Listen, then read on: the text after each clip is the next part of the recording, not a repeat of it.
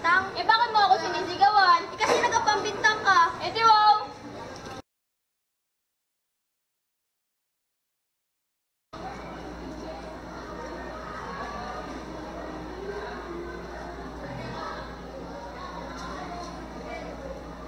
Oh, anak, dyan ka na pala. Tapos na pag-aaral mo. Okay lang po, tay.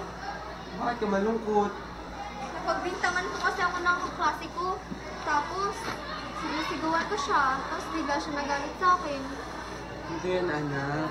Kausapin mo ito yung kaklase. Sabihin mo sa kanya na patawarin ka sana niya. At pag-usapan niyo muna kung anong nangyari. Baka yung isa lang naman sa inyo tunay na nagkamali. At kung magkamali man yun siya, patawarin mo na lang din siya.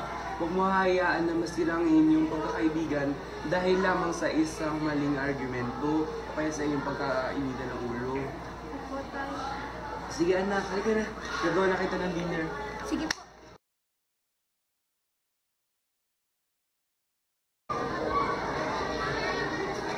Uy, friend, sorry nga pala dahil nasigawan kita kahapon, ha.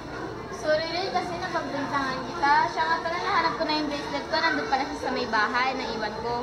Wala yun. Ang mahalaga, bati na tayo, ha. Tsaka sana hindi na tayo ulit mag-away, ha. Promise? Promise!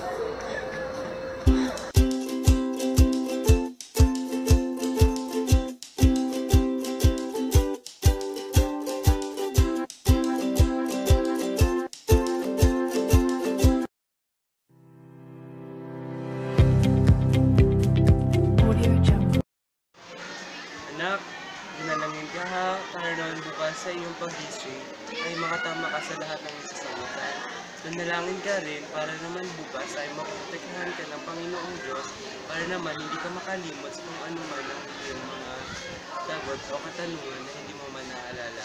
Sana magtiwala ka lamang sa Diyos at pagkayanin na kung ano man ang iyong naiinit. Opo, tayo.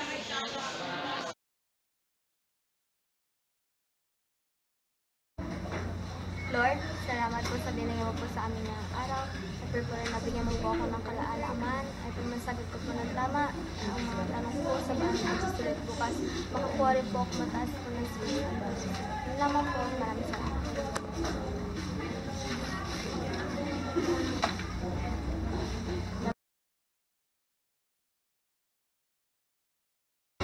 Guys, let's do the Harlem Shake!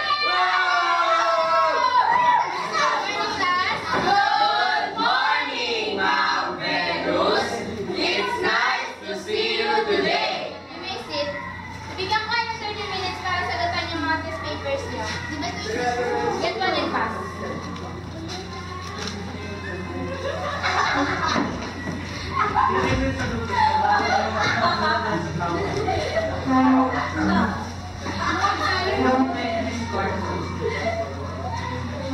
Sige na po sinabi.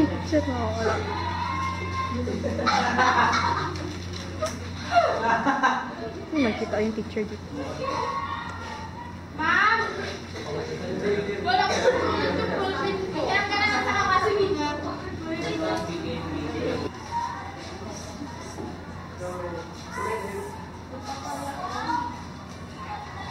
Okay, class, pass yung paper. Finish or not? Ano yun? Work. Alam mo yun? Wow! Okay, class. Only is Dragon a perfect score.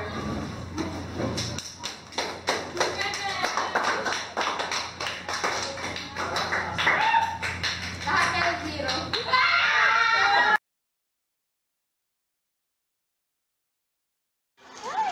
Anak, anong nangyari? Na-perfect ko po ang exam namin kanina. Wow, talaga, patingin nga. Wow, galing-galing naman ang anak ko. Pasalamatan mo naman yun ang Diyos dahil tinulungan ka niya para ma-perfect ito. Salamat rin po tayo dahil pinayuhan mo ako kagabi. Sige anak, sige na, manalangin ka na. Opo.